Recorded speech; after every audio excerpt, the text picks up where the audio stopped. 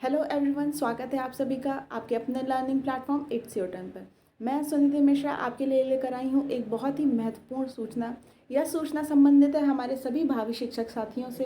तो देखिए, उत्तर प्रदेश माध्यमिक शिक्षा सेवा चयन बोर्ड प्रयागराज लेकर आया है टीजीटी यानी कि प्रशिक्षित स्नातक शिक्षक के लिए विज्ञप्ति। यह विज्ञापन संख्या है प्रशिक्षित स्नातक शिक्षक के लिए। देखिए, हम पूरा पीडीएफ आपके लिए लेकर आए हैं। ये ऑफिशियल पीडीएफ है और एक एक डिटेल हम आपको इस पूरे वीडियो में बताएंगे। तो सभी डिटेल्स को जानने के लिए वीडियो को अंत तक अवश्य देखें। अगर आप हमारे चैनल पर नए जुड़ रहे हैं तो हमारे चैनल को सब्सक्राइब ज़रूर कीजिए। ऑनलाइन आवेदन यानी कि भाग 1 में पंजीकरण प्रारंभ करने की तिथि दे रखी है टीजीटी के लिए 9/6/2022। तो 9/6/2022 तो रजिस्ट्रेशन आपके प्रारंभ होंगे 9/6/2022 से। ऑनलाइन शुल्क जमा करने की प्रारंभ तिथि भी 9/6/2022 ही है। पंजीकरण की अंतिम तिथि है 3/7 यानी कि 3 जुलाई 2022 और ऑनलाइन शुल्क जमा करने की अंतिम तिथि है 6 जुलाई 2022। तो 6/7/2022 तक आप अपना ऑनलाइन शुल्क जमा कर सकते हैं, जबकि पंजीकरण की अंतिम तिथि 3/7/2022 है। और ऑनलाइन आवेदन भाग 2 सबमिट करने की पूर्णतः आपका फॉर्म जो सबमिट हो सकता है वो 9/7/2022 तक आप अपने पूरे फॉर्म को सबमिट कर सकते हैं। देखिए, ये जो टीजीटी की वैकेंसीज आई हैं ये पूरे 3539 पदों के लिए विषयवार आई हैं। 3539 पदों पर ये वैकेंसीज निकाली गई हैं बालक एवं बालिका वर्ग के लिए अलग अलग, और श्रेणीवार इसमें अनारक्षित और आरक्षित रिक्तियों का अलग अलग विवरण नीचे की सारणी में दिया गया है, जिसके बारे में हम अभी बात करेंगे। महत्वपूर्ण निर्देशों में सभी वही सूचनाएं हैं जो आपको किसी भी फॉर्म के लिए दी जाती हैं कि किसी भी प्रशिक्षित स्नातक शिक्षक संवर्ग के लिए प्रत्येक विषय के सापेक्ष एक ही आवेदन स्वीकार किया जाएगा। ये ध्यान देखने की बात है कि जो लोग पहली बार इसमें अप्लाई कर रहे हैं वो ध्यान दें कि एक विषय में आप एक बार ही अप्लाई कर सकते हैं इस फॉर्म के लिए। यदि एक से अधिक विषय में पृथक आवेदन कर सकते हैं, आप एक से अधिक विषय में कर रहे हैं तो आप अलग अलग आवेदन कर सकते हैं, लेकिन टीजीटी में आप एक विषय से एक बार ही आवेदन कर पाएंगे। विज्ञापित पदों की संख्या घट अथवा बढ़ सकती है। ये देखिए, एक अलग सी बात इन्होंने यहाँ दे रखी है कि जितने पद इन्होंने दे रखे हैं उसमें घटाना या बढ़ाने का काम ये कर सकते हैं। भाषा संबंधी प्रश्न पत्र उसी भाषा में होंगे, यथा हिंदी का प्रश्न पत्र हिंदी में आएगा, संस्कृत का प्रश्न पत्र संस्कृत में आएगा और अंग्रेजी का प्रश्न पत्र अंग्रेजी में आएगा तथा उर्दू का प्रश्न पत्र उर्दू में आएगा। यानी कि जो लैंग्वेज आपने सेलेक्ट की है, आपका जो क्वेश्चन पेपर होगा वो उसी लैंग्वेज में होगा। किसी भी आरक्षण का लाभ उत्तर प्रदेश के निवासी के लिए ही अनुबंधी है, यानी कि अगर आप उत्तर प्रदेश के निवासी नहीं हैं या आपके पास यूपी का डोमिसाइल नहीं है तो आपके पास जो कैटेगरीज होंगी, जो कैटेगरी का वेटेज आपको मिलता होगा वो नहीं मिलेगा। आप जनरल कैटेगरी में ही यूपी में फाइट करेंगे।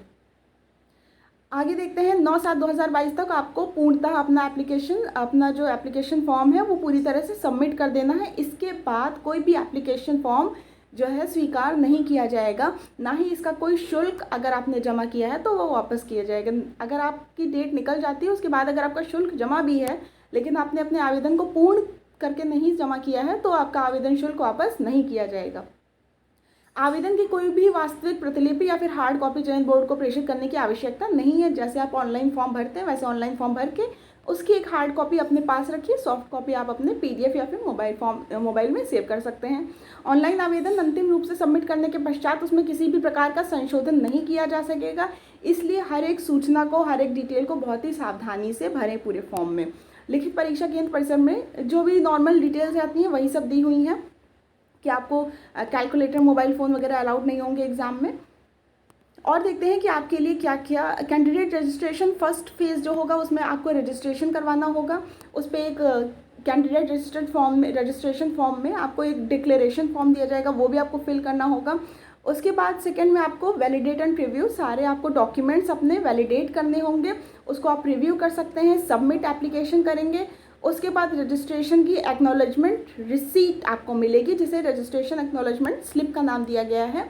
उसमें 16 अंकों का पंजीकरण संख्या या फिर आपकी कैंडिडेट रजिस्ट्रेशन नंबर दिया होगा, उससे आप अपने आगे के अकाउंट्स में लॉगिन कर सकते हैं। और अकाउंट फॉर्म भरने के द्वितीय चरण में आपको शुल्क भुगतान करना होगा, जिसमें कि फ़ी डिपॉजिट करेंगे तो आपका सेकेंड फेज़ जो है कंप्लीट हो जाएगा। फ़ी डिपॉजिशन के लिए आप net banking, card payments, UPI वगैरह कुछ भी यूज़ कर सकते हैं। देखिए, आवेदन शुल्क यहाँ पे दे रखा है, अनारक्षित के लिए 700 रुपये है, ऑनलाइन प्रक्रिया में जो भी 50 रुपये लगेंगे और फिर कुल योग हो जाएगा 750। ईडब्ल्यूएस के लिए यह फीस 450 रुपये है, अन्य पिछड़ा वर्ग के लिए भी 750 रुपये है, अनुसूचित जाति के लिए 450 रुपये है और अनुसूचित जनजाति के लिए 250 रुपये है। और नीचे अन्य जो कैटेगरीज हैं उनके लिए भी आपको पूरी तरह से यहाँ पे आप डिटेल आराम से देख सकते हैं, एक एक चीज़ क्लियरली यहाँ पर लिखी हुई है, बहुत ही डिटेल क्लैरिफाई करके यहाँ पे इन्होंने पूरी नोटिफिकेशन दी हुई है। तृतीय चरण है फॉर्म सबमिशन का, जिसको आपको करना बहुत ज़रूरी है। सिर्फ फी सबमिट होने से आपका फॉर्म कंप्लीट नहीं हो जाएगा, पूरा फॉर्म सबमिट करने के बाद ही आपका फॉर्म कंप्लीट माना जाएगा। तो तृतीय चरण यानी कि form submission, submit application form ज़रूर करें। इसमें आपका फोटोग्राफ, सिग्नेचर वगैरह जो भी लगेंगे वो सब सावधानी पूर्वक कीजिएगा। आयु सीमा दे रखी है कि आयु सीमा 21 वर्ष से कम, 1 जुलाई 2022 को आपकी आयु सीमा जो है, आपकी आयु जो है 21 वर्ष से कम नहीं होनी चाहिए। अर्हता, आवेदन पत्र प्राप्त करने की अंतिम तिथि अर्हता की तिथि मानी जाएगी, यानी कि आवेदन पत्र आपका जिस दिन प्राप्त किया गया है उस दिन तक आपकी अर्हता मानी जाएगी। शैक्षिक योग्यता के लिए नीचे अलग अलग कॉलम्स आपको दिए गए हैं। वेतनमान में आपको फिलहाल जाने की ज़रूरत नहीं, आपको सिर्फ एक सीट देखनी है। आरक्षण की हम बात यहाँ नहीं करेंगे। आगे देखते हैं हमारे लिए क्या महत्वपूर्ण इसमें दे रखा है, तो वो है हमारे लिए भर्ती की लिखित परीक्षा। यस, भर्ती प्रक्रिया। भर्ती प्रक्रिया किस प्रकार होगी, तो ये पूरा संशोधित उत्तर प्रदेश माध्यमिक शिक्षा सेवा चयन बोर्ड की नियमावली पर आधारित है, जिसमें लिखित परीक्षा होगी। तो प्रशिक्षित स्नातक शिक्षक पद के चयन हेतु अभ्यर्थियों के लिए विषय पर आधारित सामान्य योग्यता की एक लिखित परीक्षा होगी। सामान्य योग्यता की एक लिखित परीक्षा होगी जिसमें 500 अंकों का एक प्रश्न पत्र होगा। तो जो फर्स्ट पेपर होगा वो आपका 500 प्रश्नों का प्रश्न पत्र में कुल 125 प्रश्न होंगे। प्रत्येक प्रश्न 4 अंक का होगा। तो 125 प्रश्न है जिसमें आपको प्रत्येक सही उत्तर पर 4 अंक मिलेंगे।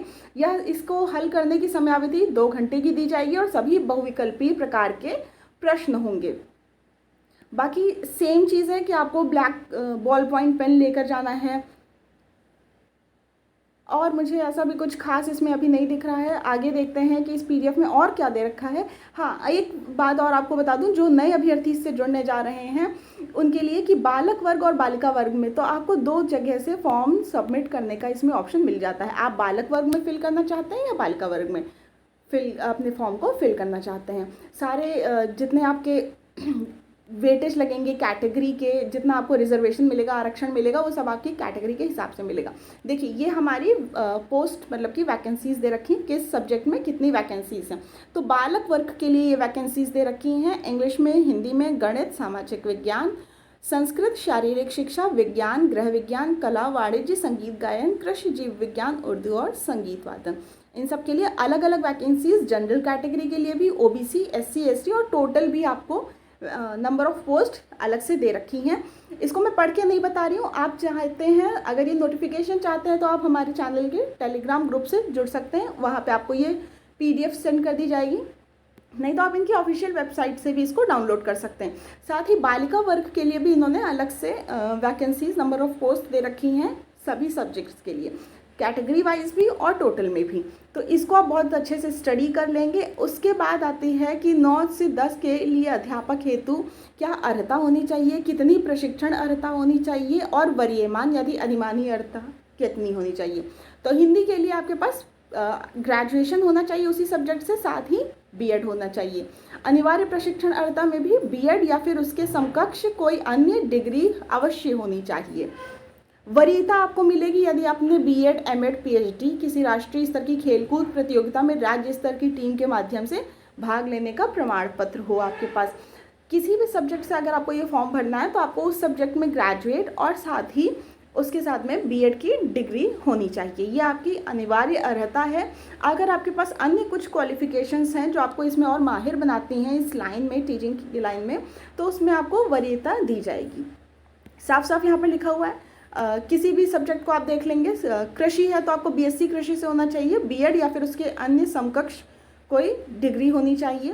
तो सभी विषयों के यहाँ पर अलग अलग इन्होंने अर्हताएं दे रखी हैं। तो हमारे नोटिफिकेशन यहीं पर फ़िलहाल मैं इसको कंप्लीट कर रही हूँ। बाकी सारी चीज़ें उसी प्रकार से जिस प्रकार से किसी भी अन्य हम लोग पेपर को देखते हैं। पेपर की तैयारियों में जुट जाइए, बहुत अच्छा मौका मिला है हमारे सभी बीएड किए हुए अभ्यर्थियों को जो सभी टीचिंग की लाइन में जाना चाहते हैं। टीजीटी एक बहुत ही अच्छा ऑप्शन हो सकता है आपके लिए। अभी से हमें आप सबके लिए शुभकामनाएं। बहुत बहुत धन्यवाद।